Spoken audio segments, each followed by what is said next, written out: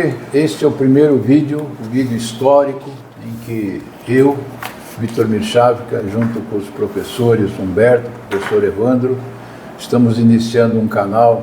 E como eu fui jogador de basquete durante uma época da minha vida, eles chamaram de lance livre. E a ideia do lance livre não surgiu apenas porque a gente praticou o basquete e eles gostam também do basquete. É porque o lance livre é, talvez, em todos os esportes, um momento em que um jogador tem, sem nenhum tipo de oposição, a possibilidade de fazer pontos para a sua equipe. E hoje, como vocês estão vendo nessa vinheta, aparecem três situações extremamente interessantes. A primeira, em que um robô, feito pela Toyota, sobre o qual talvez a gente fale mais, conseguiu, quando era propaganda para a Olimpíada de 2020 no Japão, em Tóquio, fazer 2020 lances livres sucessivos sem errar. Em seguida, vocês têm alguns lances de jogadores de equipes profissionais lá da Liga Norte-Americana, cometendo um erro que eu nunca cometi na minha vida, ou seja, arremessar uma bola no lance livre e ela não bater no aro. Isso é o suprassumo da desgraça para o jogador. É como mais ou menos no futebol alguém chutar a bola para fora do gol, que também a gente já viu.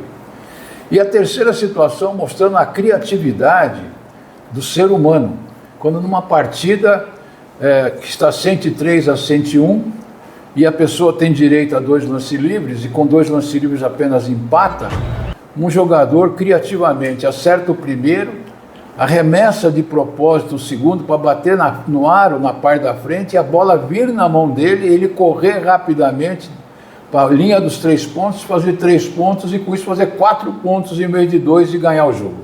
É algo que implica em criatividade, e criatividade num momento tenso.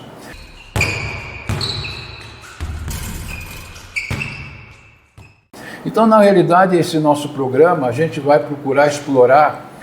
Aliás, o Humberto e o Evandro já tinham programas que eles chamavam de anormais, situações normais, anormais, estranhas, esquisitas, situações em que há ruptura econômica num país, como o desemprego.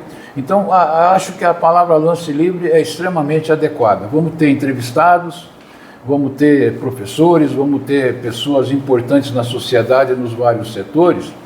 E entre essas colaborações vai estar da editora DVS. Aliás, está aqui um dos seus donos, por coincidência meu filho, Alexandre Mirchavka, que tem muitos autores que escreveram livros bastante interessantes, que provavelmente serão alguns dos nossos entrevistados. Alexandre, o que você sugere para esse programa?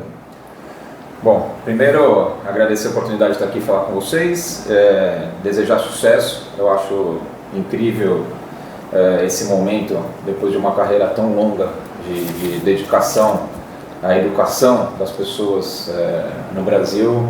Meu pai está aqui dando início num projeto de canal de YouTube para poder continuar a trazer conteúdo para as pessoas, entrevistando os profissionais, buscando inovação, buscando trazer saídas criativas e inovadoras para o mercado de trabalho, para que as pessoas tenham um futuro cada vez melhor nesse momento que a gente vive de tanta insegurança, né? E a DVS começou em 2001 com o lançamento do primeiro livro, meio que de maneira sem querer, né? E ao longo desses anos a gente contou muito com o apoio do meu pai, principalmente na fase inicial da editora, que direcionou a gente para realmente focar, né, nessa área de trabalho. Depois de alguns anos, de algumas fases que a gente viveu de maneira independente, ou solo, que a gente conseguiu desenvolver a empresa de maneira individual, eu e meu sócio, que é o Sérgio, que é meu irmão, a gente tem esse ponto de encontro agora, depois de muitos anos, hoje com uma empresa consolidada. A DVS já está aí no mercado há bastante tempo e a gente tem conseguido encontrar no mercado uma quantidade muito grande de profissionais brasileiros muito capacitados, que não tinham oportunidade de publicar seus livros em outras editoras e que encontraram na DVS um ponto de apoio para que eles pudessem colocar no mercado os seus produtos, que na verdade não são simplesmente produto para vender, né? É o legado da pessoa, é a experiência, é a vida dela que está sendo colocada ali para que as pessoas possam ter acesso, e a gente tem ajudado esses profissionais a fazer isso. E a parte interessante é que eles acabam indicando para outros profissionais, e isso criou realmente um movimento muito positivo da gente estar cada dia mais encontrando autores nacionais muito capacitados. E a ideia da DVS junto com esse programa é ajudar continuar ajudando esses autores e ajudar o canal com conteúdo que possa ser relevante para as pessoas que estão assistindo, ajudar na divulgação dos próprios autores, né, do conteúdo deles, e na verdade buscar aquilo que a gente sempre conversa nas reuniões em família, que é o sucesso de todos de maneira positiva, que as pessoas possam se desenvolver e encontrar cada dia mais o seu melhor caminho de desenvolvimento para a sua vida. Muito bem, eu acredito que para complementar isto, provavelmente numa das entrevistas, a gente vai voltar a tocar sobre um assunto chamado trabalhabilidade, que é o último livro que eu escrevi, publicado pela editora DVS, e vamos trazer várias pessoas que a trabalhabilidade hoje muito influenciada pela desmaterialização, pelas transformações digitais, pela presença da inteligência artificial. Então nós vamos ter muita oportunidade de ver como é que a gente se adapta a essa situação e como é que o mundo continua e as pessoas continuem podendo ter alguma maneira de sobreviver recebendo remuneração pelo seu trabalho. Hoje nós vamos ter uma oportunidade, e nós estamos aqui gravando esse vídeo nas instalações de uma instituição chamada WeStudent, que nós também temos vários materiais já desenvolvidos, e o Osmar Salvadori vai ter oportunidade então de explicar o que é o Student, o que já existe, o que vai ser lançado e qual é a intenção da empresa no sentido de colaborar cada vez mais com o desenvolvimento educacional das pessoas. E eu queria, Osmar, primeiro de tudo agradecer a você, porque vocês montaram aqui um excelente local para a gente poder fazer a educação, não digo virtual, mas a educação usando a tecnologia digital. E estamos desenvolvendo com vocês também duas temáticas, uma sobre administração municipal e uma sobre a possibilidade da gente ter uma trabalhabilidade de forma autônoma, de forma independente, para poder sobreviver. E como é que seria esse desenvolvimento? Então a gente agradece o professor Evandro, o professor Humberto, nós que vamos fazer uma série de entrevistas voltadas não só para a trabalhabilidade, não só para a administrabilidade, mas enfim, para todas essas dificuldades que as pessoas têm para poder viver de uma maneira razoavelmente feliz, confortável na sociedade moderna. Então muito obrigado, e eu gostaria muito que você dissesse o que a WeStudent faz além disso. Ok. Bom, antes de mais nada, então aproveitando essa sua fala, essa parceria, né, professor, que nós estamos fazendo Students com você, Vitor, Michalka, e com essa dupla aqui, Evandro e Humberto, é muito bacana porque a Students, ela foca e busca a formação do jovem, da pessoa que está, não só da criança, do ensino fundamental e médio, mas aquele cara que está começando a ir para a vida de trabalho, seja efetivamente no trabalho ou na universidade. E todo mundo que é relevante nesse sentido, nós gostamos de estar juntos. E aqui é o exemplo bem próprio. Esse trabalho que está sendo desenvolvido, que trata da questão de trabalhabilidade e gestão pública, específicos, desenvolvidos pelo professor Vitor, são muito importantes. Quando vocês tiverem a possibilidade de ter acesso ao conhecimento, vocês vão gostar. E estamos aqui lançando esse programa do professor, que será gravado todas as quartas, sempre tratando de tema relevante para jovem, crianças e adultos. Tá bom? Obrigado, professor, por participar conosco. Antes de mais nada. Olha, antes de encerrar a sua fala, foi muito boa a sua entrevista com um amigo comum, que é o criador da TOTUS, o Ernesto Rabecor.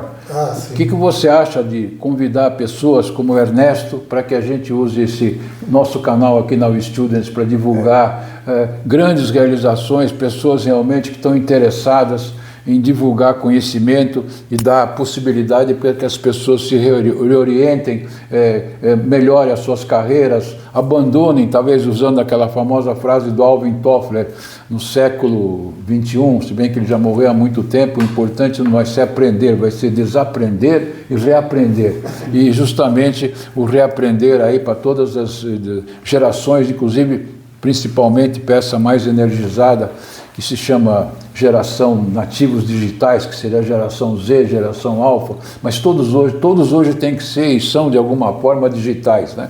Até porque praticamente todo mundo no planeta todo tem um telefone celular e, portanto, tem acesso hoje a uma série de informações que antes só tinha através de revista, de rádio, de TV, e tem na sua mão.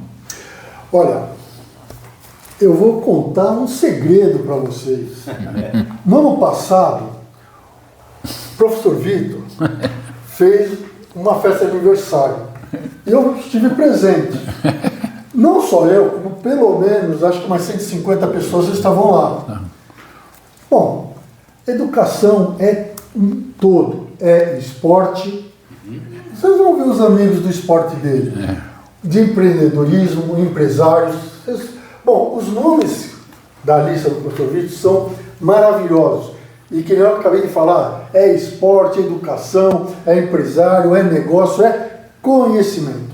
E é aí que vale, tá ok? Então fica aqui em off para vocês terão surpresas maravilhosas. Isso eu não tenho dúvida. Muito obrigado pela parceria que nós já temos e vamos continuar lá para frente, tá bom? Sim. No dia de hoje a gente tem uma grande oportunidade, né, de começar com um tema extremamente palpitante, turbulento, que é a inteligência artificial. Aliás, acabo de terminar em Bolonha a maior feira do livro infantil, maior feira do livro, e os ilustradores estão extremamente preocupados o que vai acontecer com eles. O livro infantil, que fundamentalmente é um livro muitas vezes de ficção, outras vezes de instrução, e isso hoje pode ser feito com inteligência artificial. E o nosso entrevistado vai ser hoje um colega, amigo, sócio, professor Humberto Emílio Massareto, talentoso professor na educação corporativa de temas da criatividade, que escreveu recentemente um livro extremamente contemporâneo, com um título extremamente provocante: ChatGPT, escrita de ficção, ganha dinheiro usando inteligência artificial. Ou seja, favorecendo o trabalho dos criadores. E aí eu lhe faço ao professor Humberto a primeira pergunta: o que o motivou a escrever o livro sobre esse tema, com tamanha preocupação das pessoas que talvez eles sejam substituídos pela inteligência artificial? Bom, obrigado, professor, obrigado, Evandro, Alexandre, que está aqui com a gente, Osmar. Quando estourou o ChatGPT, e aliás, quem me mandou o link a primeira vez foi o Evandro, que deve ter sido de mais ou menos em outubro de 2022, ele mandou um link, dá uma olhada nisso, olha que interessante. Ele faz programação, ele faz tabela de Excel. Aí eu entrei, fiz lá umas 2, 3 perguntinhas para o cara me deu umas respostas muito diferentes do que eu estava acostumado em pesquisas do Google. Aí comecei a pesquisar. Entendi um pouquinho do que era o prompt, do que era a solicitação, né, para a máquina, e comecei a produzir. Ele começou a me ajudar, né, no meu trabalho do dia a dia, para produzir conteúdo para treinamento ou para as aulas também. E num dado momento eu pensei, tem uns livrinhos publicados, eu vou ver de que maneira eu posso dar uma atualizada nos livros, né? E são livros de área técnica, né? Criatividade, para falar em público. E ao fazer isso eu observei que ele tinha uma lógica, uma estruturação muito interessante, né? Me agradou. E comecei a perceber, nas palestras que eu comecei a fazer, porque eu escrevi um livro antes desse daqui, sobre produtividade com o ChatGPT. Então, de que maneira a gente pode ganhar produtividade nas tarefas do dia a dia? E são coisas óbvias, né? Ele faz acesso ao banco de dados dele, resume e traz. E eu pensei, como seria escrever um livrinho utilizando isso daqui? Aí eu usei o próprio GPT para escrever um livro dando dicas de produtividade, e lancei em dezembro de 2023, e coloquei no mercado. Aí, quando eu fazia palestra, ou conversando com algum amigo, as pessoas perguntavam, e como que é para escrever, então, se eu quiser escrever um romance? Eu falei, não, romance ele não vai escrever, porque ele não tem essa base formada. Só que aquilo ficou comigo, né? Será que daria para escrever um romance, uma ficção, algo do tipo? E eu comecei a fazer as pesquisas a respeito, né, do desempenho dele. Em paralelo, também tinha lançado outro livrinho lá na Amazon. Ao subir para a plataforma, apareceu uma pergunta que não aparecia antes, né? Esse livro tem a participação de inteligência artificial? A Amazon está preocupada. Aí, tentando entender a preocupação da Amazon, eles limitaram hoje, não sei se hoje, no dia da gravação aqui, né, é esse número ainda, mas no máximo 3 livros por dia o autor pode publicar. Porque o pessoal começou, pega o livro lá no GPT, monta e lança. E quanto que tem da participação? Essa preocupação, né, que o senhor comentou da Feira de Bolonha, é uma preocupação que hoje é abrangente, né? De que maneira a gente vai preservar o direito, né, da autoria. E até numa conversa que nós tivemos informal lá na sua casa, o senhor falava, se o aluno sai de uma aula de arte inspirado pelo Van Gogh, e ele pinta um exercício, ele pinta algo parecido com um Van Gogh, ele foi inspirado, aquilo é plágio, né? Essa é uma discussão que a gente pode levar para o campo da ética e ficar conversando por dias, né? O ChatGPT, quando a gente pega, não ele exatamente, mas o DALL-E, o Leonardo e várias outras, né, ferramentas, elas também geram imagens baseadas em imagens existentes. É até curioso, uma vez um colega nosso comum, que é o Geraldo, ele mandou uma imagem de havia lá umas senhoras, né, de 60 anos. Falou, Humberto, dá uma olhada, né, essas mulheres estão com roupas de banho muito ousadas, né? E aí eu falei, mas já essas imagens não são reais, são de inteligência artificial. Como é que você sabe? Eu falei, olha a mão. As mãos estavam disformes, tinham mãos com 6 dedos. E eu falei, você olha sempre na mão primeiro. Aliás, eu não sei se é verdade, mas disseram que uma capa recente da revista Veja tinha uma pessoa apontando para quem abria a revista e havia 6 dedos na mão também. E passou pelo editor, passou pelo ilustrador, todo mundo. Eu não conferi, mas vou conferir para a gente checar. Bom, e por que isso acontece? Porque ela vai bem no rosto e não vai tão bem na mão. Você está conversando com o Domênico, né? Falei, pai, porque a gente fotografa, a gente faz selfie de rosto, não faz selfie de mão. E ele se baseia em conteúdo existente. Então ele tem muita referência de rosto e pouca referência de mão. E aí parênteses dentro do parênteses, né? Eu lembro que uma vez conversando com um professor de arte, ele falou, quer saber se o artista é bom, o pintor é bom? Olha como ele desenha mãos, porque a mão é difícil de desenhar, e a inteligência tem visto isso. Bom, essa volta toda para explicar como que a gente poderia então escrever a ficção usando a ferramenta. E aí comecei a pesquisar, comecei a entender um pouco mais dos parâmetros e o objetivo desse livro é, a partir ele tem os seus 10 capítulos, cada capítulo tem no mínimo 10 prompts, né, tem mais de 200 prompts aqui, e ele tem as recomendações de como a gente pode construir um cenário para um livro. Ele não vai escrever o livro, né, se a pessoa comprar imaginando que vai escrever o livro, ele não vai escrever o livro, mas ele vai dar um caminho para uma estrutura organizada. E aí, a partir daquilo, vai entrar o talento do escritor. E aí, só para encerrar a resposta, se você enviar, tem mais de 200 prompts, né? Se você enviar seguido, pega um prompt qualquer daqueles, copia, né, ou elabora o seu a partir daquele e manda. E você manda depois, na sequência, copiando e colando o mesmo prompt, e a resposta não é igual. Então, ele sempre vai elaborar com respostas diferentes. E aí tem as outras dicas mais adiante de como a gente cria um estilo próprio.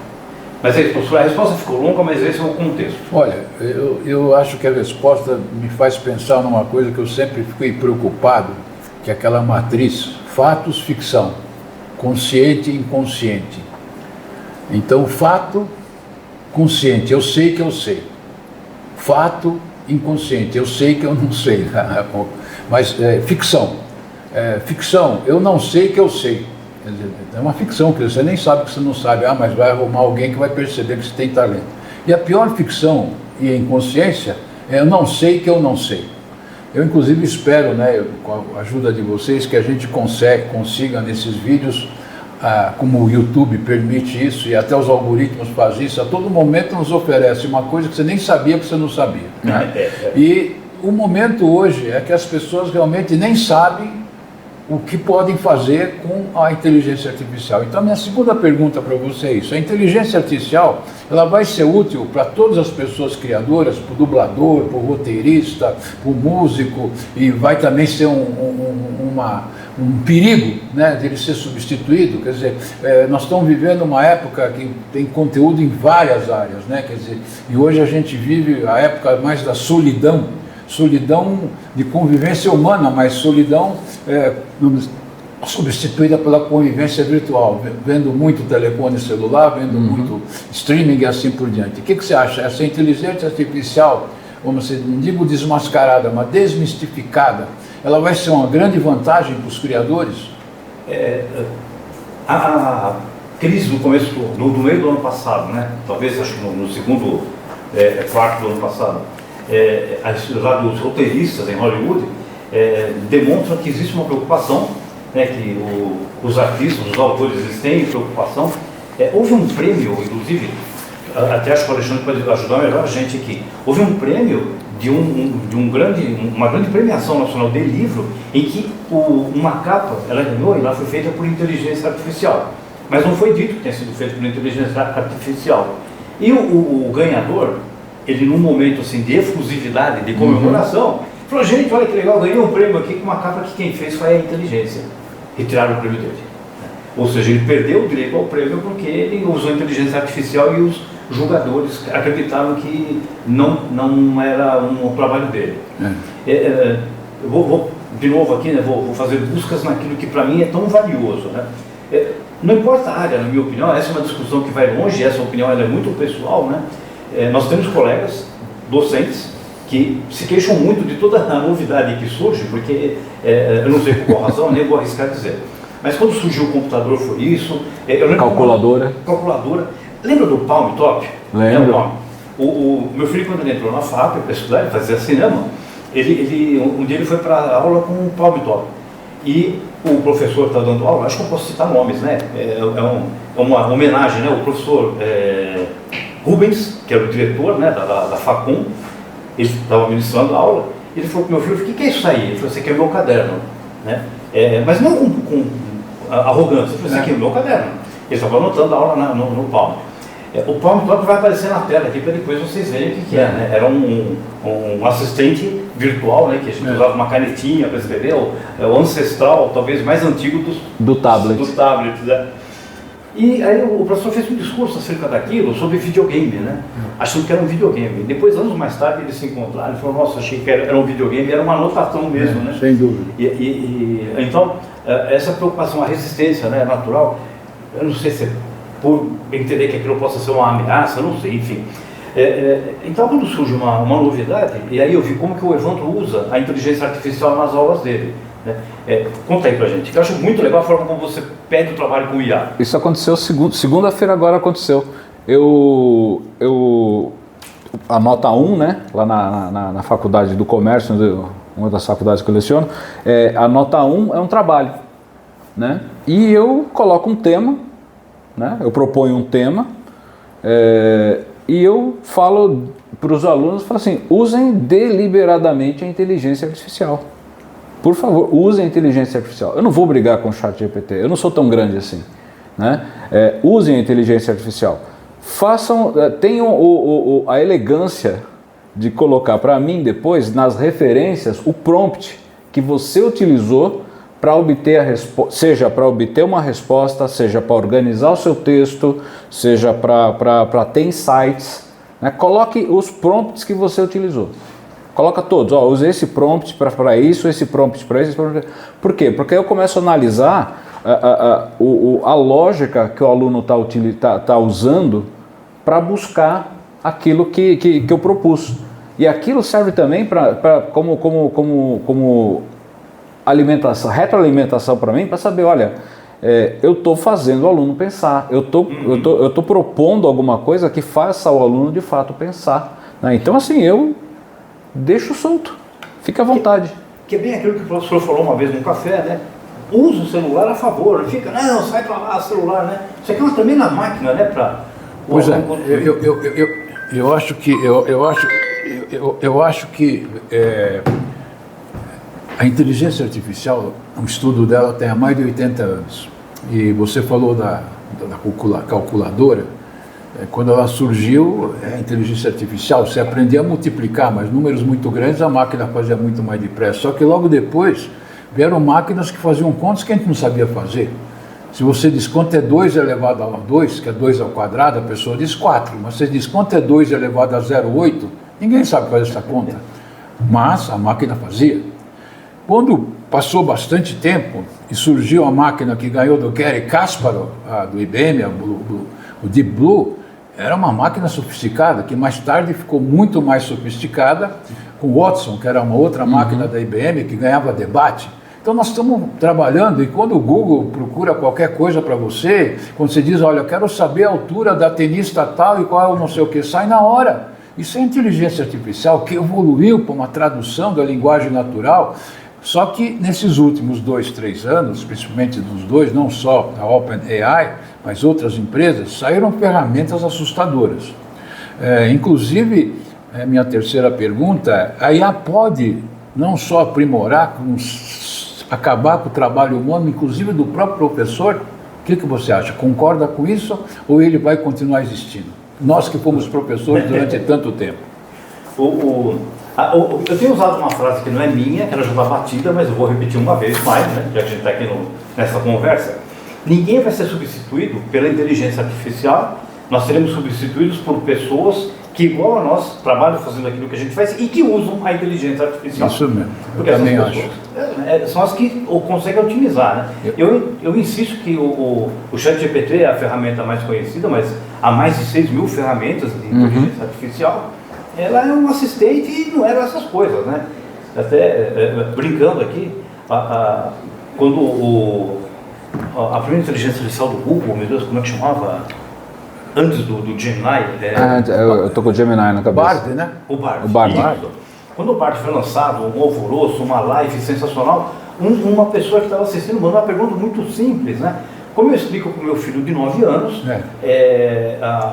ou como eu mostro para o meu filho de 9 anos, fotos de exoplanetas, né, daqui do sistema solar, feitas pelo telescópio Max Weber. Simplesmente mostra essas fotos, ele respondeu, né? Só que as fotos eram do Hubble. As ações, e durante a live, naquele momento, elas despencaram, né? Aí eu falei, quais perguntas a gente pode, né, fazer que... Eu fiz uma simples, podia ter despencado as ações da OpenAI e não fiz isso, né? Eu perguntei uma vez para ele. Meia careca tem 50 mil fios de cabelo, quantos fios de cabelo tem uma careca inteira? É verdade. Eu perguntei 5 vezes, em 3 ele errou.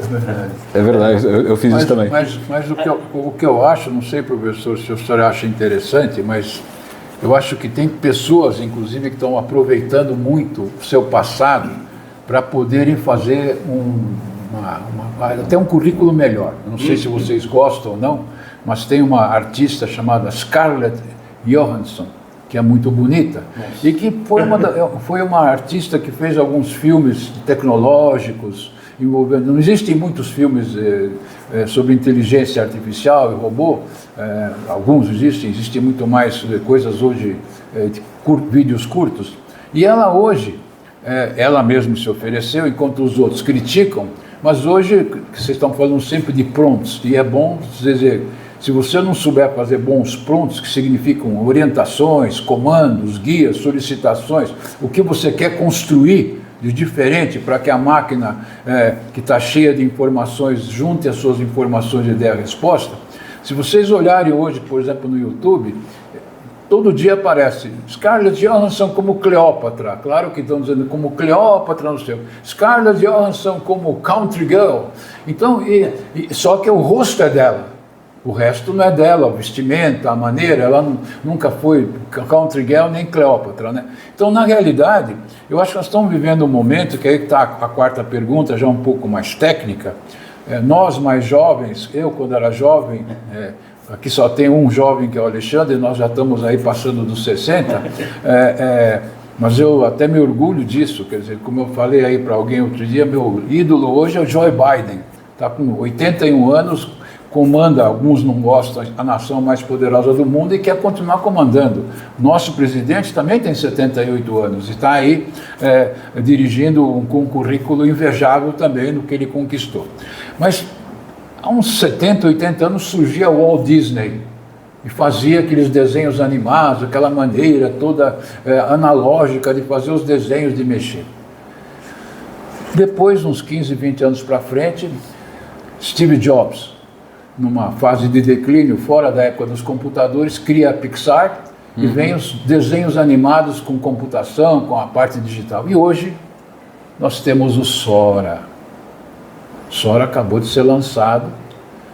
Eu pergunto, se você fizer bons prompts, você deve ter visto também algumas propagandas do Sora, saem vídeos espetaculares. Eu pergunto, o que se ganhou em tudo isso? Se você for criativo e fizer bons prompts, você vai ter um produto interessante, só que feito muito mais depressa e podendo inclusive corrigi-lo. E eu pergunto, isso é uma vantagem, é uma desvantagem? Qual é a sua impressão sobre isso? Só completando, alguns anos atrás, antes do YouTube surgir, não havia nenhum youtuber. Hoje nós temos quase 40 milhões de youtubers e nós estamos começando isso agora, estamos querendo também entrar nessa carreira já um pouco tarde, mas já tem 40 milhões. Quem sabe nós vamos ter um sucesso razoável, pequeno ou nenhum. Vamos nos esforçar para que a gente sempre traga conversas assim palpitantes, para que as pessoas que querem se distrair e ao mesmo tempo enriquecer os seus conhecimentos vejam sobre o que nós estamos falando. Mas, sendo específico, o Sora vai acabar com o desenho animado das grandes instituições? Eu recentemente participei de um evento sobre cuidados com a voz, né? E a pessoa falava, uma especialista, uma doutora em voz, ela falou, a voz humana ela é única como é digital. Então, alguém produz os imitadores, se você colocar junto, as curvas não são idênticas, né? E o computador também, ele vai trabalhar com aproximação, mas não são idênticas. Então, a preocupação que existe dos dubladores também é legítima, né? Do ponto de vista de quem desenha. A máquina ela oferece vantagens, né? Então, eu lembro quando foi feito, né? Quando foram feitos alguns dos vídeos de longa-metragem da Pixar, que eles tinham que desenvolver programas que ainda não existiam, né? O Jim Cameron ele teve que esperar por 15 anos, né? Foi o tempo que a fabricante da câmera, a Sony, acho que é a Sony, né? Falou, para você gravar Avatar, a gente não tem a câmera que você precisa, nem os recursos tecnológicos. Demora 15 anos para desenvolver. Ele falou, eu vou esperar. Acho que é a Panasonic. Eu não tenho certeza. Eu acho que a maioria das câmeras são Panasonic. Então, foi essa, né?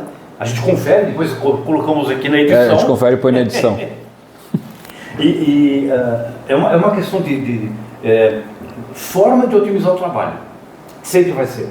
E aí, professor, eu estou com um ponto interessante, que a qualidade, a resposta é igual a criatividade. Os alunos perguntam, né? Como que eu faço para ser uma pessoa mais criativa? Repertório. A qualidade da tua resposta é proporcional ao repertório. A qualidade do produto vai ser proporcional ao recurso que você usa. O aprendizado vai continuar tendo que existir na cabeça das pessoas. Vai ter. E aí, professor, entra o quesito da trabalhabilidade. Né? O professor comentou dos cursos que, inclusive, a UI em breve vai lançar. Né? Como é que vai funcionar? Porque vai sobrar mais tempo. As empresas vão falar para o funcionário, pode ir embora sexta-feira, trabalha de segunda a quinta. Vou falar, que bom, sobrou mais tempo, vamos produzir mais. Verdade. É uma discussão. Ou uma solução que o senhor comentou um dia também, num café nosso, né? Sobrou tempo. Como é que a gente faz então para criar soluções para a fome, para os cuidados, para o meio ambiente? Ontem a ONU lançou um comunicado assustador, que se a gente não começar agora a melhorar o cuidado com o meio ambiente, o planeta morre em 2 anos. O planeta não morre, vai morrer a gente, né? Só que demoraram todo esse tempo para descobrir isso, né? Que a gente já sabia. Então, teremos mais tempo para nos preocupar com, talvez, os 17 desafios do milênio, lá, né? As ODS. Então, na minha opinião, não sumirão. Professores terão uma longevidade, professores e enfermeiros e enfermeiras, né? Professores e professores, porque a gente lida com as pessoas. A gente talvez esteja por detrás de uma tecnologia, e o professor e a professora, né, que conhecer aquela tecnologia e como utilizar, vai ter lugar. Mas a gente não precisa só atuar na sala. Eu até acho, não sei se você concorda, e o Evandro também, que a trabalhabilidade, no caso a empregabilidade, ela vai se antecipar e se postergar. Quer dizer, nós vamos precisar de cada vez mais, no caso de professores, para ensinar crianças de 3 anos e não começar a ensinar com 6, e não apenas trocar as fraldas, mas fisicamente eles já não estão completos. mas ele já tem capacidade de entender, assim como aconteceu com... vou tirar a carta só com 19 anos, 20 anos, 21, 18, 16, 14, vou punir por ações de roubo, alguma coisa, crianças cada vez mais jovens. Então, no caso, não se trata de punição, se trata de educação, e essa educação tem que ser dada para que as pessoas saibam o que perguntar. Eu fiquei fã nesses últimos anos dos doramas asiáticos, os japoneses, os coreanos, os chineses. E uma das coisas que os asiáticos, principalmente os coreanos, gostam, né? Quer dizer, não há um dorama que não vê eles bebendo que nem louco. Nunca vi tanta gente, todo mundo diz que é alemão, que bebe, que não sei quem, que é aquele tal de soju. Mas uma das coisas que eles mais gostam também, para se divertir, é ir no karaokê.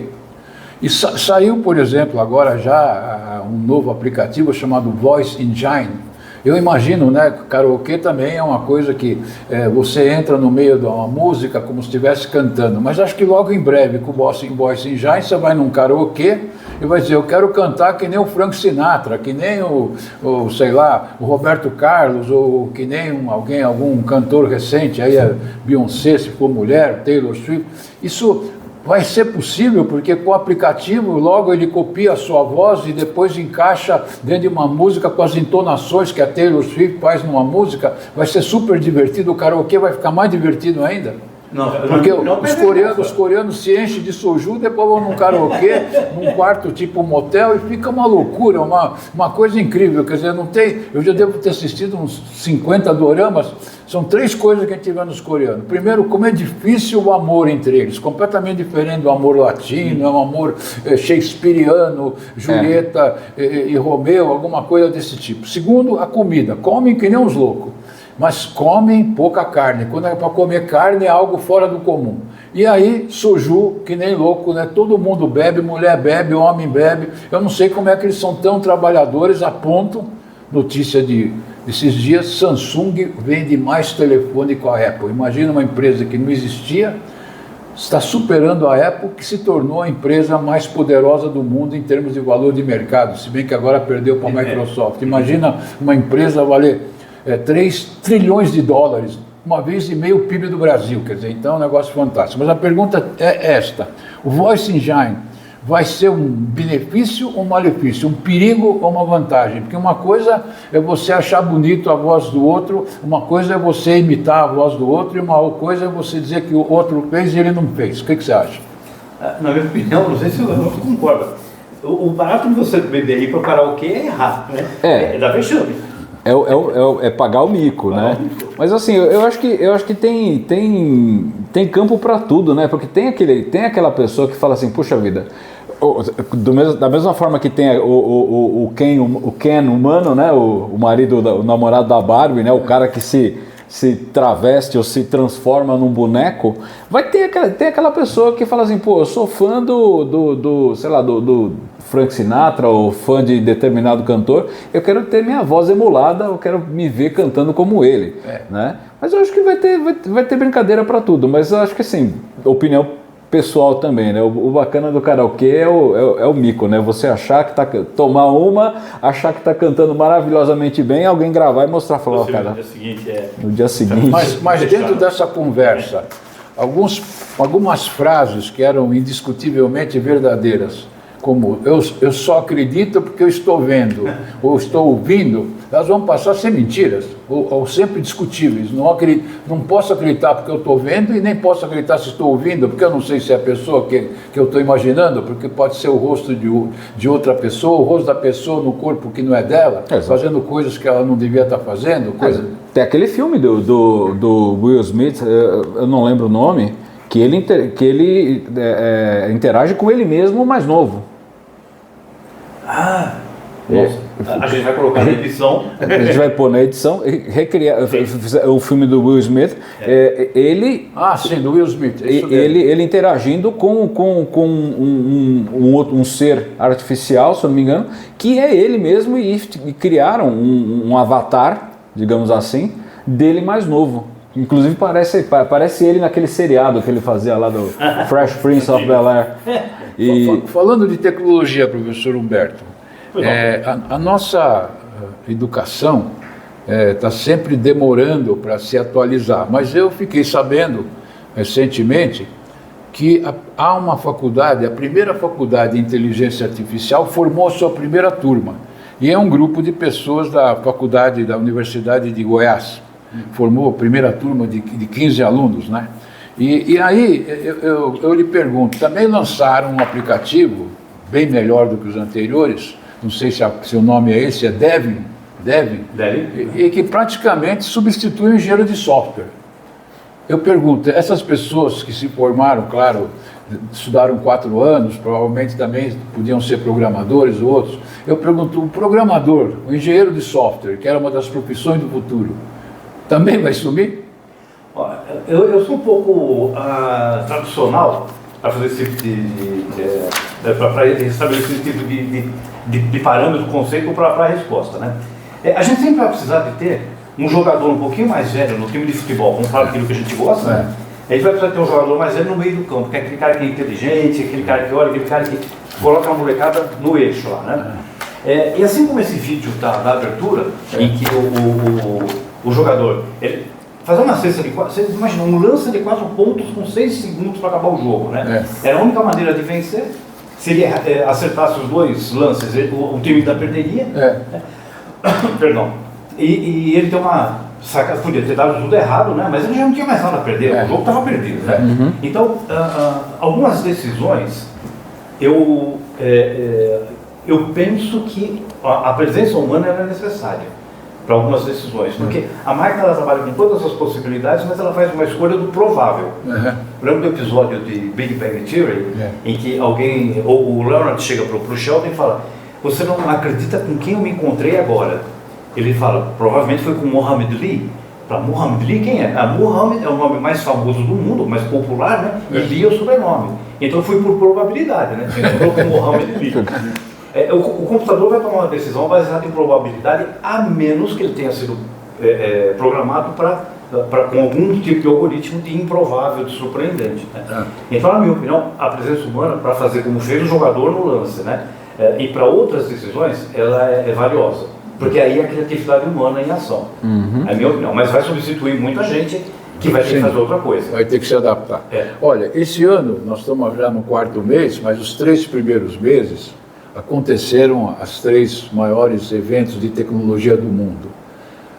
Em Las Vegas houve o Consumer Electronics Show, em Barcelona houve lá o Mobile World Congress e em Austin aconteceu a famosa SXSW, que seria o South by Southwest, que é o maior evento de tecnologia, tinha mais de 50 mil pessoas, inclusive mais de 2 mil brasileiros.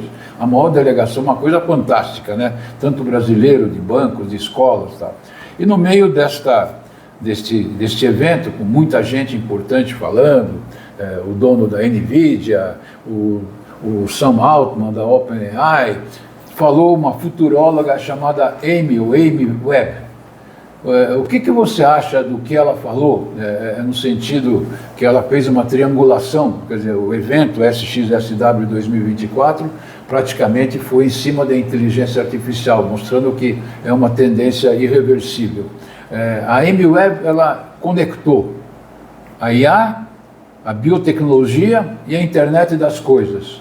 Quer dizer, se chamou isso de praticamente que todos nós, sejam geração alfa, Z, X, Y, Baby Boomer, estamos numa transição. Todos nós vamos ter que se adaptar a essa situação, dessa tríade inteligência artificial lidando com a internet das coisas e com a biotecnologia.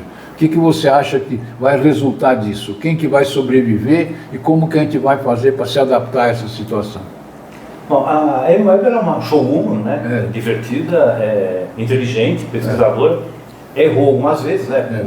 Com relação ao smartphone, né? Que o smartphone iria ser eliminado, ainda não foi, né?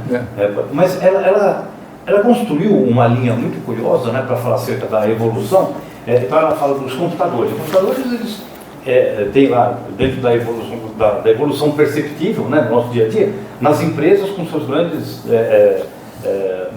máquinas em salas, que ocupavam espaço, principalmente essa sala que é bem grande aqui, para operações muito simples, mas era o que havia.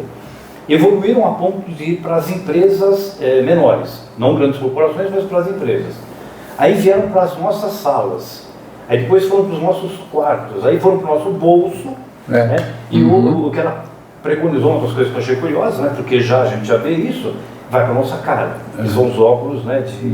O Provision da Apple. Como ele, por exemplo, né? Que aquela demonstração, né, que a Apple fez, aquilo, pensar que as pessoas não vão tropeçar na rua, né? Dizem que não, né? Mas eu ainda me questiono. Alguns futurólogos, né?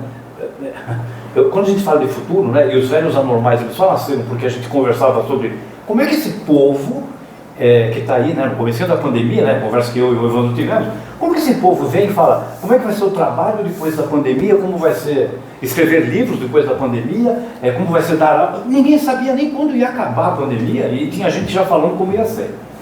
A pandemia, a quarentena começou em março de 2020 e eu fui procurar os programas de final de ano, né, o Fantástico, coisas desse tipo aí, para ver o que os futurólogos falavam sobre o ano seguinte. Ninguém falou da pandemia. Quem chegou mais perto foi o Bill Gates, em 2015, que falou, gente, vai vir uma pandemia, a gente precisa se preocupar, porque a cada 100 anos tem uma. Então vai chegar uma aí. E ele falou agora, recente, 3 anos, né? A próxima não vai demorar 100 anos não, ela vai ser mais curta. É o período de diferença, para a gente ficar atento. Mas futurólogos, como por exemplo o Nicolas Negroponte, né, quando ele falava da desmaterialização, eu falei, esse cara tá louco, né? Como que o mundo vai perder peso? E perdeu, né? A gente lê livro no celular. Perdão.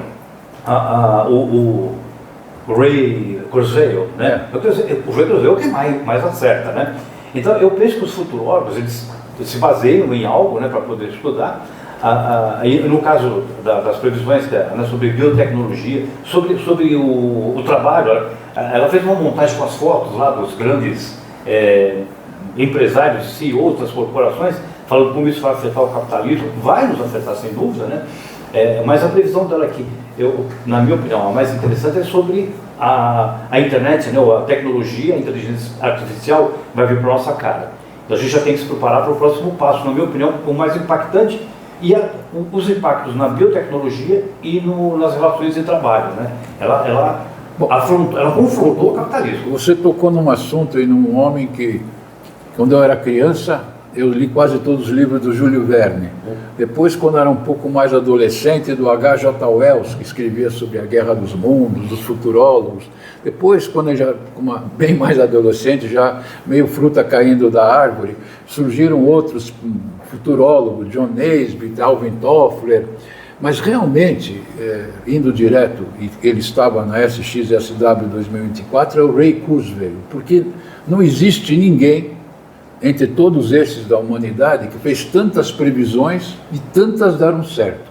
Ele fez previsões em 1999, no início de 2000, e em 2006, quando ele lançou aquele livro, penúltimo dele sobre singularidade, ele falou que algo ia acontecer terrível em 2029 e algo terrível ia acontecer em 2045. Na realidade, muitos já estão antecipando que o que ia acontecer em 2029 vai acontecer daqui a 2 anos. Vamos dizer, difícil, aliás, o próprio Ray Kurzweil, você falou em pandemia, ele disse, olha, a farmacêutica moderna desenvolveu a vacina muito mais depressa porque ela usou inteligência artificial, e os outros também usaram isso. As pessoas na época não comentavam muito isso e não comentam muito hoje, porque acho que as farmacêuticas guardam isso como segredo, e talvez os pesquisadores que antes participavam também foram retirados para usar, retirados não totalmente para chegar a um produto. Então eu pergunto, o que você acha da singularidade e de 2045, quando ele diz, inclusive, que a internet vai estar dentro do nosso cérebro? Eu penso que quando a gente imagina, né, a vida eterna, a imortalidade, né, tem um filme muito divertido com o Bruce Willis, como é que chama, que fez a Out of Africa, a Mary Streep, e uma outra atriz, acho que é a Goody Allen, acho que é esse, chamado A Morte lhe Cai Bem. Que é uma fantástica metáfora divertida, né? Mas que no final você para e pensa, gente, isso é a vida eterna, né? Que é o fulano que ele é um esteticista, né? Que depois ele é um cirurgião plástico, que ele faz é deixar as pessoas mais jovens. Só que ele começa a beber, ele não se dá bem lá no trabalho dele e tal. Ele acaba, no meio do filme, ele vira retocador de defunto. A pessoa morreu, e vai para com uma aparência muito ruim, pro velório, ele vai lá e faz uma maquiagem, uma plástica, né? E a esposa dele quer a todo custo que ele descubra fórmulas para a juventude, aí ele descobre uma fórmula, enfim. E no final, ele entra para a história porque ele cria uma maneira de as pessoas terem juventude por meio daquilo que transmitem para os filhos, né? Só que é conduzido de uma forma muito divertida o filme, né? A maneira como a versão maravilhosa, genial, né? E a gente entende então, que a posteridade, né? O Cortella fala, né?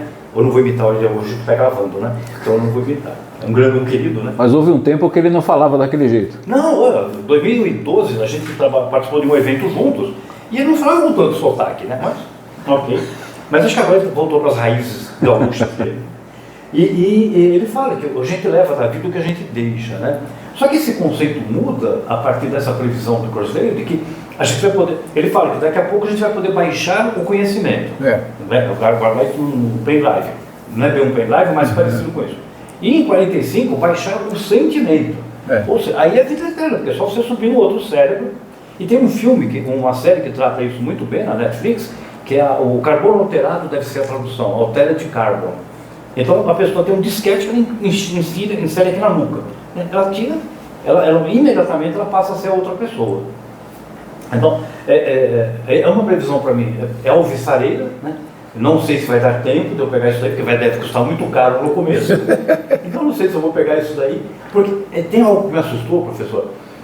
Uma aluna uma vez chegou para mim, a gente falava sobre isso aí, grandes feitos.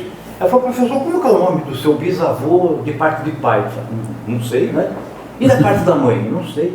Eu falei, pois é, professor, a gente tem que fazer grandes coisas, deixar um legado, porque a gente não lembra do bisavô. A gente lembra com o esforço do nome do avô e da avó. Né? Então a gente tem que deixar um legado, para que as pessoas falem, olha, essa pessoa passou pela terra e a pegada dela é boa. Bom, ele exagerou, inclusive, acho eu, mas não sei, nada exagerado, que falou que os seres humanos vão poder viver até os 500 anos, porque vai haver um grande avanço na medicina, em outros setores de cuidados médicos, com auxílio da inteligência artificial. Nós estamos gravando aí, daqui a alguns dias vou completar 83 anos, e fico muito feliz de fisicamente não ser nada parecido com o que tinha 20 e 40, mas a minha cabeça ainda está trabalhando bem e eu fico me inspirando em outras cabeças, né? Por exemplo, há um jornalista chamado Alexandre Garcia que também tem 83 anos. Falei, olha, estão parecidos, né? Como eu sempre olhava cantores com 90 anos, 80 anos, mas realmente estou sabendo que não vou viver 500 anos e nem vou bater o recorde, né, das pessoas mais velhas que existem na Terra. Esse mês mesmo, em abril, morreu, só para as pessoas terem uma ideia, o homem mais velho com 114 anos. Saíram várias reportagens sobre locais em que as pessoas vivem mais de 100 anos, chamados locais zonas azuis, né? Okinawa, alguns lugares em cidades peruanas e coisas desse tipo. Mas eu pergunto, realmente, esse século que terminou e esse que nós estamos vivendo, há uma significativa melhora. Quer dizer, antigamente as pessoas não passavam de 50 anos, por isso que a aposentadoria foi aos 65, ninguém usufruía. Hoje o pessoal quer levar a aposentadoria para 75, para 80, porque já estamos dizendo que nem vão viver mais no bônus demográfico a maior parte das pessoas. Aliás, onde eu vejo um grande aspecto, se vocês concordarem, quem sabe o próximo vídeo nós vamos discutir trabalhabilidade, que já que temos um livro aí em 3 etapas e vocês até o tornaram educativo e com material didático.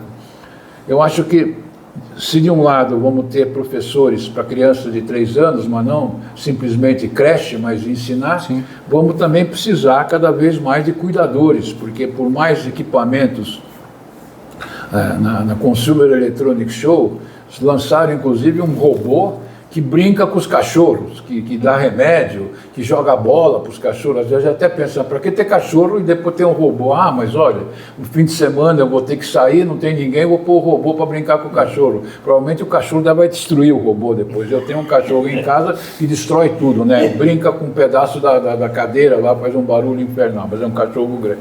Então a minha pergunta é mais ou menos a seguinte: você acredita que a gente poderia pelo menos aumentar 40, 50 anos a vida das pessoas com todo esse apoio tecnológico, desde que a cognição delas, elas não estejam visitando os 2 médicos pavorosos, nem o Parkinson, nem o Alzheimer? Você acredita que isso é possível? Uma vez eu vi uma entrevista, professor, que ela me... Sabe quando a gente espera que foi no programa do jogo, a gente espera que uma pergunta, a resposta vai ser de um jeito, ela é totalmente oposta, né? Eu não sei se foi de propósito ou não, o jogo perguntou para o entrevistado. As pessoas vão viver mais tempo, né? Isso significa que elas vão ficar menos doentes? Ela não, ela vai ficar mais doente, ela vai ter mais tempo para ter doença. Na minha inocência, né? Não, a gente vai viver mais porque vai adoecer menos, né? Então é o oposto. O Giordano, um dos anormais, né? A gente conversava muito sobre isso quando ia lá para dar aulas em São José dos Campos, a gente ia nadando, e ele, uma vez ele comentou acerca da nossa coluna vertebral. Ela foi feita para suportar o nosso corpo, o nosso peso para 60, 65 anos. E depois disso ela começa a ter, por isso que a gente fica envergado, né? Aí precisamos de fazer reposição. Os conservantes que a comida tem, né, que todo mundo critica, né, deve ter algo de ruim também, eles também contribuíram para que a nossa vida aumentasse. Por exemplo, o nosso organismo aumentam aí também.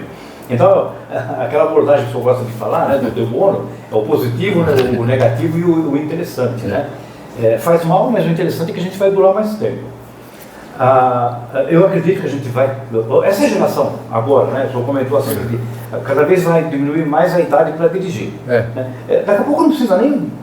O carro é autônomo, só precisa ter o dinheiro. As crianças, ao brincarem com videogames, têm muito mais sensibilidade e reflexo do que muitas vezes é necessário na direção. Pode ser que não tenha a mesma responsabilidade, mas também na hora que lançarem os carros autônomos, a gente não vai saber nem quem a gente vai punir, porque se o software falhar, a gente não vai saber quem é a culpa. Se foi uma invasão, né, de hacker. Então. Com relação a viver mais e essa relação com a vida, né? Eu tenho netos muito jovens, né? E eu vejo que alguns deles gostam muito de celular, né? Outros, a mãe e o pai são mais cuidadosos, né? Então o uso é mais controlado.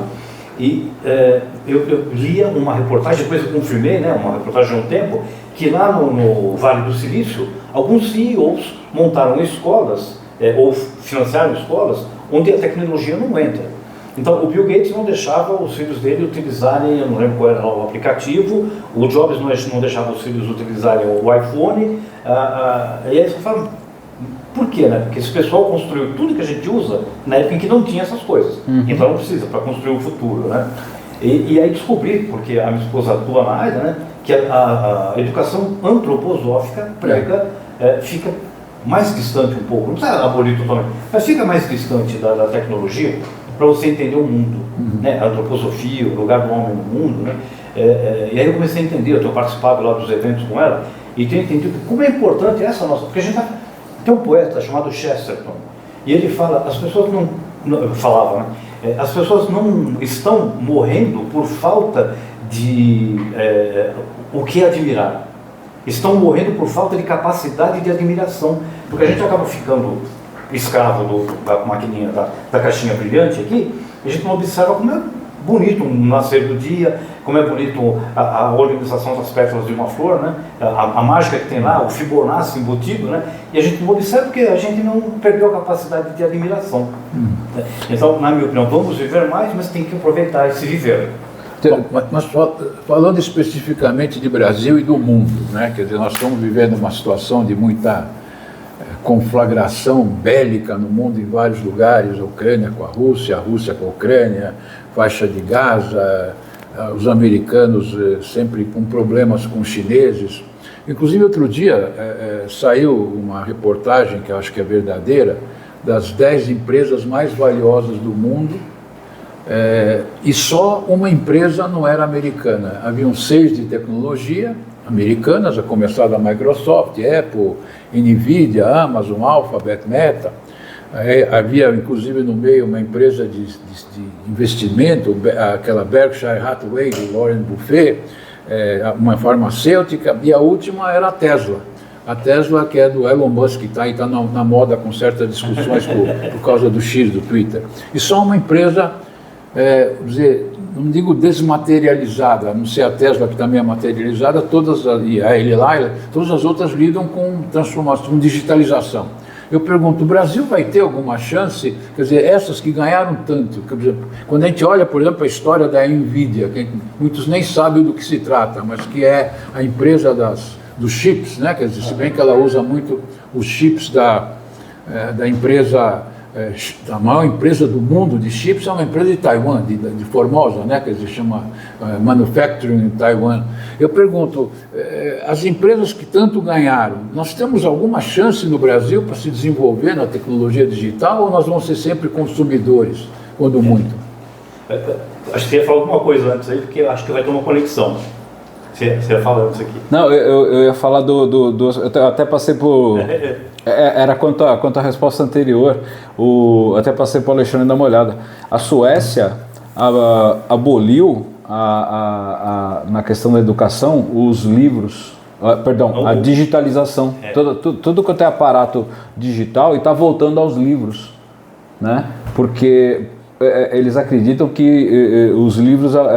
de fato melhora e corrobora com aquilo que você falou, né? Que tudo aquilo foi construído sem os livros, então assim, a educação de base pode ser construída apenas com os livros. Eu ia falar também livros que eu tenho... impressos, né? Impressos, livros impressos, né? Livros impressos, é bem lembrado.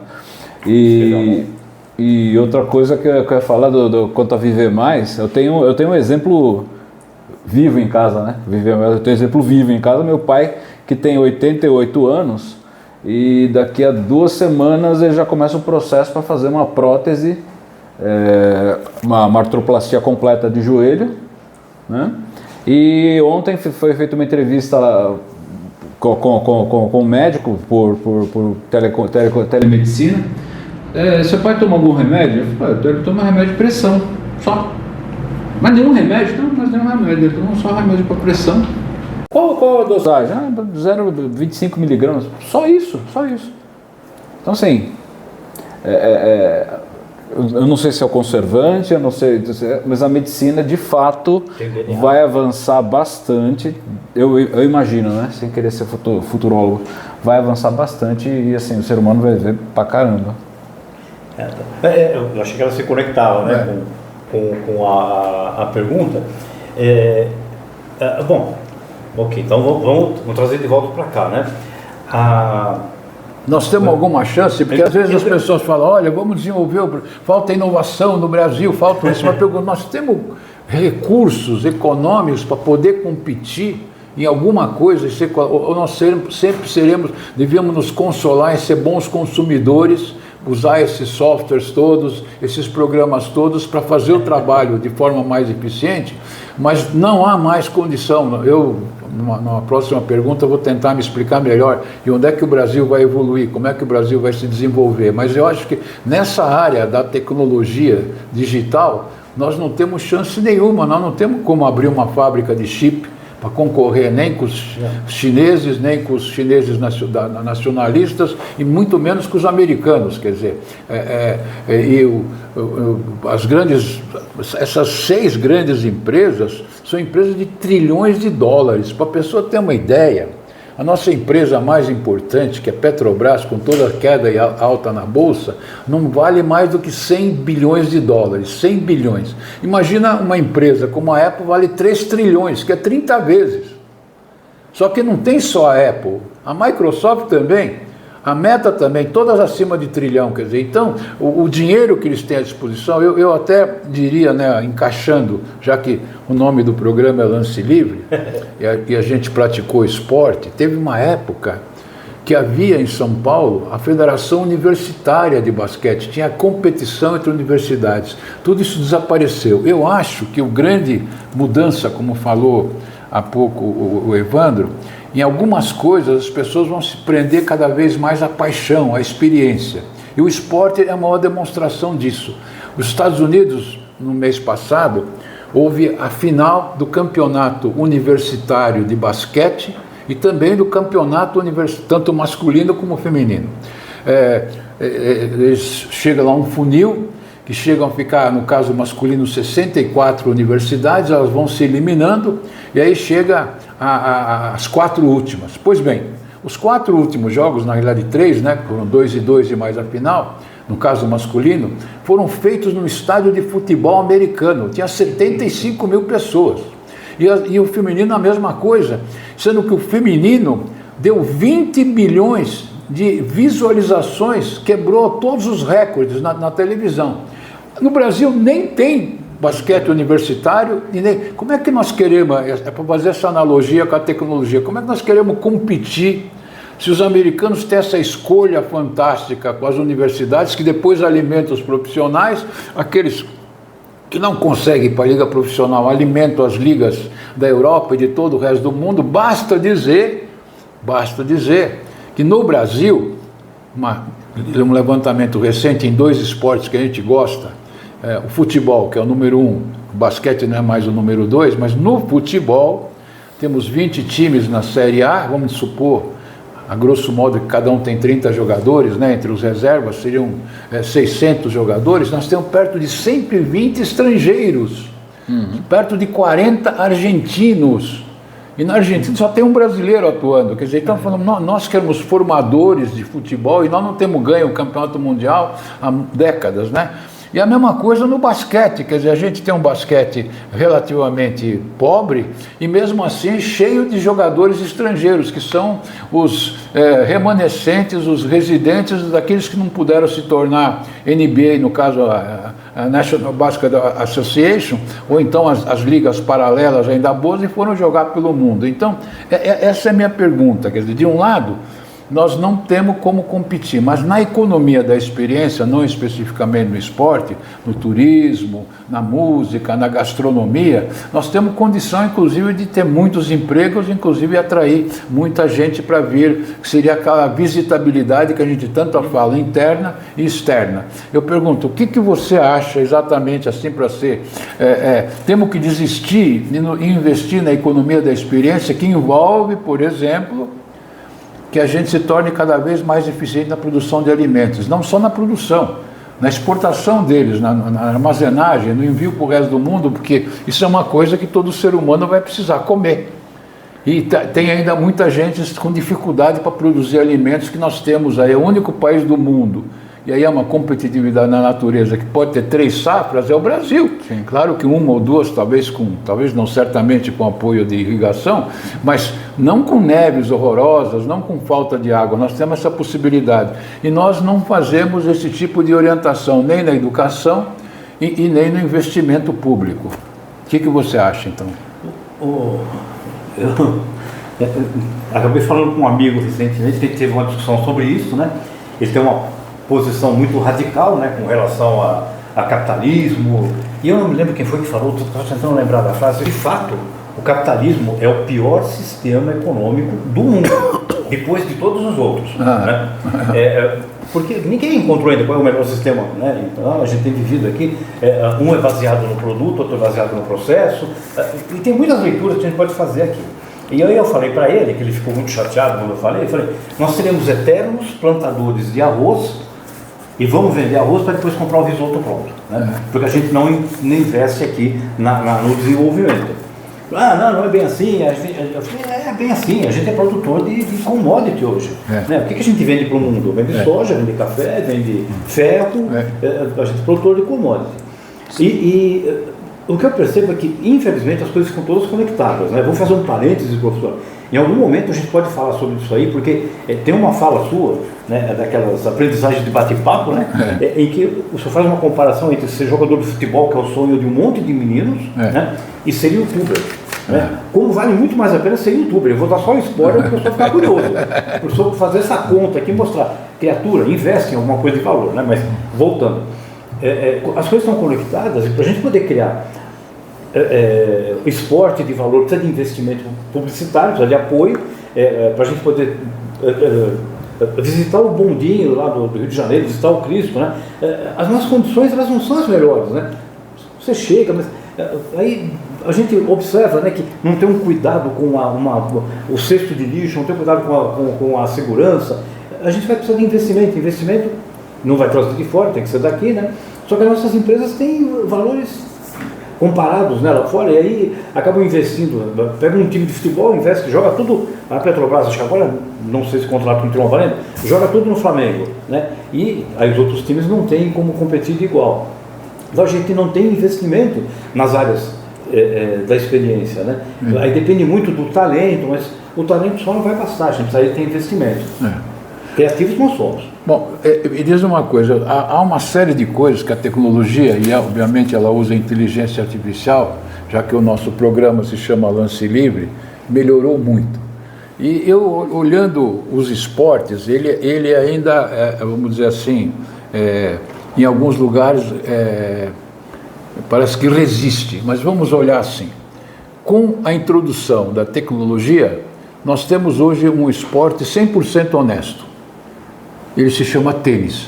Não tem jeito, apesar de colocarem um juiz, o juiz é praticamente inútil, tanto é que tem torneios de tênis que não tem nem juiz. Não tem o juiz de linha, em quadra rápida não tem mais nada. Não tem mais nada, é a máquina que comanda. Por extensão, levaram também essa tecnologia para outros esportes. Por exemplo, o voleibol, bateu na rede, não bateu, bateu no dedo que não se acusa, aquelas coisas todas. Levaram para o futebol. Só que levaram uma parte do futebol, quer dizer, o impedimento, aquelas coisas todas, mas já vi jogos, inclusive ontem mesmo aconteceu vários jogos importantes na Copa da Europa, e um time que ia ganhar realmente perdeu, e perdeu porque expulsaram o jogador, e daí para frente foi tudo pro brejo. E o jogo do Barcelona? É claro, o jogo do Barcelona, aos 30 minutos, um jogador empurrou o outro, ele foi expulso. E esse jogador disse que foi com o ombro, mas aí deu vermelho na hora. E o time do Barcelona jogou 70 minutos, 60 e poucos minutos com 10. Mas os jornais de hoje não, olha, grande virada do PSG, que é o time lá de milionários, mas não coloca isso, né? Então, por exemplo, futebol, agarra pela camisa, o VAR viu isso, agarrou, tem que ser amarelo. Então, no caso do futebol, uma parte é punida, uma parte o juiz não viu, né? No caso do basquete, a mesma coisa, quer dizer, o basquete, quem bateu na bola numa disputa, mas aquele negócio, quem forçou a passagem, foi o atacante ou o defensor? Fica por conta do juiz, e ninguém discute aquilo, a falta foi sua, né? Então, na realidade, a tecnologia alterou para o bem algumas coisas, e aí é indiscutível. O próprio Sam Altman acha que a maior parte das coisas, a tecnologia vai ser para o bem, mas algumas coisas podem ser para o mal. E aí vem a pergunta, tem que surgir uma regulamentação, como por exemplo surgiu em tese para bomba atômica, para uso das coisas nucleares, e as coisas nucleares acabaram sendo usadas mais para medicina, para coisa desse tipo, mas estamos aí vivendo um momento, não, vou soltar a bomba, e não tem só nuclear atômica, tem também a de hidrogênio, que está guardada aí, que é muito mais pavorosa.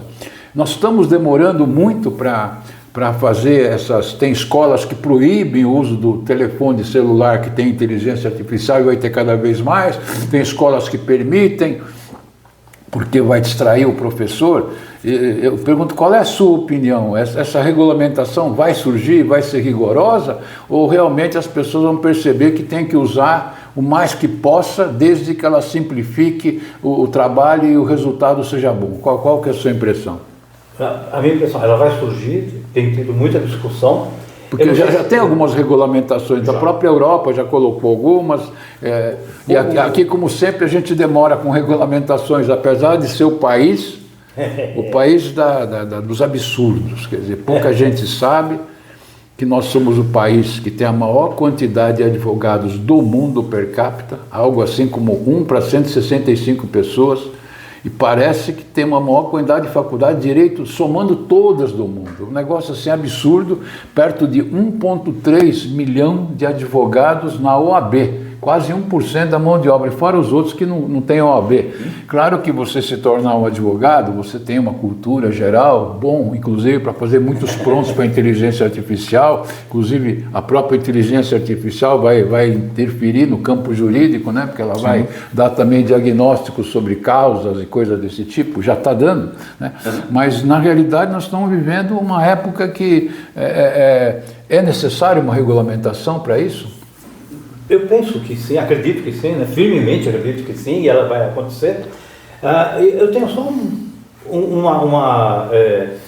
preocupação que esse tipo de regulamentação é feito por pessoas que não entendem como funciona, não utilizam e tomam decisões baseadas no puro achismo, né? Então, houve um vereador, um deputado agora, não me lembro, estadual, e eu acho que é de um dos estados do Sul, que ele criou uma lei, a lei foi aprovada, e aí depois se descobriu que a lei tinha sido organizada por meio de uma inteligência artificial, a qual ele recorreu para levantar dados, né? Não foi a máquina não escreve, né? A máquina ela ajuda na elaboração, como no caso dessa proposta do livro, né? Então, os outros ficaram assombrados, né?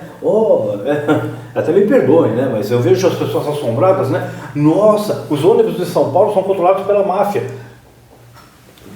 Ninguém sabia, deixa eu olhar para a câmera, ninguém sabia. A VA. Nossa, como que eu vivi até hoje? Sabe? Tem político que leva propina. Não me diga, né? Então, eu não vou entrar aqui no mérito, até me lembrei agora do Paulão, né? O irmão do Marcão da FAP, que é um advogado querido, né? A gente tem advogados e advogados, tem professores e professores, né? E a gente podia entrevistar o Paulo aqui, bater papo sobre advogado, porque com ele a gente pode contar piada de advogado e não vai se chatear. Provavelmente a gente vai levar bomba de todo mundo aqui depois no final, aqui embaixo, né? Mas como toda profissão tem, né? E a gente pode ter essa liberdade com os amigos, né? É preciso, uma regulamentação ela é necessária, sim. O Gemini, só para lembrar, o Gemini, ele não sei se já voltou, ele suspendeu a prompt para gerar imagem, porque alguém gerou lá um papa negro e isso deu uma discussão muito grande, né? Não sei por qual razão. E outro, eu não vi a imagem, mas alguém comentou, um papa gay, né? O que não é um problema, né? Afinal de contas... É gozado que quando a Porta dos Fundos fez vídeos alguns anos atrás com temas parecidos, aí ficou na linha da censura, mas não da proibição, né? Quer dizer, aí foi criatividade. Então, assim, só que o Google, ele tem processo todo dia, né? Todo mundo vamos descobrir aqui, porque vão acontecer os advogados, vai ter um advogado que vai procurar, né? Olha, aqui tem, o Google tem dinheiro, né? Aqui, a Alphabet, na verdade, né? Tem dinheiro, vamos aqui, que aqui dá para ganhar uma graninha, né? Vai lá, processa, né? Não, é para proteger os dois lados, né? Como a LGPD, né? Para proteger os dois lados. Atropelei aqui. Eu ia dar um exemplo. Você falou que a regulamentação vem de pessoas que não conhecem absolutamente nada. Tem aquele exemplo clássico do TikTok, lá o CEO do TikTok sendo inquirido lá pelo Congresso americano, e o pessoal fazendo perguntas assim absurdas, coisas mais absurdas, tipo... Então quer dizer que para eu acionar, quando eu abro o TikTok, ele acessa a rede de internet da minha casa? Não. É lógico, né? Ele ficou pasmo, assim, porque coisas óbvias, né? Porque uma conexão, para você acessar um vídeo, você precisa acessar a internet da tua casa. E assim, o parlamentar ali estava achando que isso era assim, coisa de outro mundo. O senhor é membro do Partido Comunista Chinês? Ele falou, não, eu não nasci na China. Mas o senhor tem alguma relação? Eu repito, eu não nasci na China. Então assim, esse pessoal, o pessoal que está regulamentando, esse é o perigo. Mas, professor Evandro, a mesma suspeita há muitos e muitos anos, quando surgiram os grandes softwares, e principalmente o que ficou mais famoso foi o Windows no começo, diziam que quem tinha Windows instalado estava sendo espionado. E a gente hoje, todo mundo concorda e acha bonito, com nossos telefones perto, eles estão gravando tudo que nós estamos falando. Sim. E obviamente alguém, no caso, está recebendo essas informações, né? Porque todo mundo já percebeu, quando você fica numa conversa amistosa, falando, vou adquirir um imóvel, daqui a pouco aparecem ofertas de imóvel para você do quinto andar, ou sei lá, do loft, ou de quem for. Então, e na realidade, ele já está nos espionando, porque a primeira coisa que você sabe, ele te localiza, você está em tal lugar. Uhum. Então, eu acho que essa vigilância, né, do tempo do Orwell, né, lembra do Orwell, do George Orwell? Hoje ela está com câmeras, nós estamos numa outra época, mas lamentavelmente, não sei, para encerrar essa brilhante entrevista com o professor Humberto, eu acho que nós estamos vivendo naquela época em que tem três tipos de pessoa: o ignorante, né, o o solícito, né, e o sábio, né, quer dizer, o solícito reflete, o ignorante aceita, e o sábio vai ter que meditar e ver a oportunidade que está obtendo. E todas as inovações, elas deram oportunidades, né, quer dizer, na linha da tecnologia, você falou isso rapidamente, nós passamos no microcomputador, quer dizer, décadas atrás, depois chegamos na internet um pouco para frente, depois viemos os softwares, né? Quer dizer, a própria Apple ficou riquíssima, não com o Macintosh, mas com a Apple Store, né? No começo. Depois ela transformou o Motorola numa máquina em 2007, né? Que veio a primeira versão do Apple, né? Nessa forma de smartphone. Design. E hoje aí já está no i18, i16, não sei qual é o iPhone. Aliás, o pessoal muitas vezes pergunta por que tem o i. E o cara fala primeiro de internet, depois de interesse, de individual, de inspirador, etc, etc. Tem um monte de explicações por que ele colocou o i, assim como o Elon Musk coloca o X. Né? Então, na realidade, nós estamos vivendo uma época pós-telefone celular, que até hoje não é permitido que use no exame do Enem, porque se fosse permitido todo mundo passava, aí o cara sai do exame do Enem, ele usa para tudo, para onde ele vai, porque ele vai comer, o que ele vai fazer. Então, justamente no meu modo de ver, a grande ruptura que deveria acontecer, não sei se vocês dois concordam, era realmente a gente preparar o nosso sistema educacional para que ele possa educar as pessoas usando essas ferramentas, né? E já, como houve época, erradamente, começaram a dar para todo mundo, eu mesmo participei disso, olha, programação, vocês vão aprender Fortran, vocês vão aprender COBOL, depois eu falei, não precisa todo mundo aprender COBOL, tem que saber o usuário, por isso que é a minha pergunta, quer dizer, o fato do Brasil não desenvolver chip não quer dizer que não vai poder usar as tecnologias para agricultura, para produtividade, etc., como os próprios robôs que existem, né? Quando a gente olha os congressos de robótica, né? Os robôs que existem não são só uma mão robótica que coloca, sei lá, 500 tijolos por hora para fazer um trabalho de 10 pedreiros. Não tem como evitar, precisa ver a relação custo-benefício, quanto vai custar essa mão robótica, quanto custa os 10 pedreiros. Na hora que ficar melhor a mão, que vai trabalhar o dia inteiro, não vai fazer greve, não sei o quê, você vai colocar essa mão, como aliás todas as montadoras fizeram. Basta dizer que nós tínhamos, inclusive, uma das coisas que as pessoas mais iam era no salão do automóvel. Há muito tempo que não tem o salão do automóvel. Não temos que mostrar. Nós não temos carros fora do comum, mas o salão do automóvel de Genebra existe, o salão do automóvel de Detroit existe, o salão de automóvel de Tóquio existe, com carros elétricos, com carros a hidrogênio. Diz a Anfávia que vai voltar ao salão do automóvel em 2024, eu estou duvidando, ele não existe desde 2018, mas pode ser que ele volte. Vocês lembram que o grande evento de São Paulo era no salão do automóvel? Eu lembro que teve o carro quando apareceu uma F40. Então, professor Humberto, muito obrigado por essa inauguração do canal, com as suas explicações, com o seu envolvimento. Agradeço a vocês dois, que nós vamos ser parceiros. Eu gostaria realmente, se vocês concordarem, já que nós estamos na V-Students e vocês fizeram o resumo do curso de trabalhabilidade, que a gente fizesse um segundo vídeo falando sobre os 3 livros e falando sobre como realmente, nessa época de tecnologia, ter trabalho usando a tecnologia e ter o trabalho, não digo sem a tecnologia, mas dentro da economia da experiência, tá certo?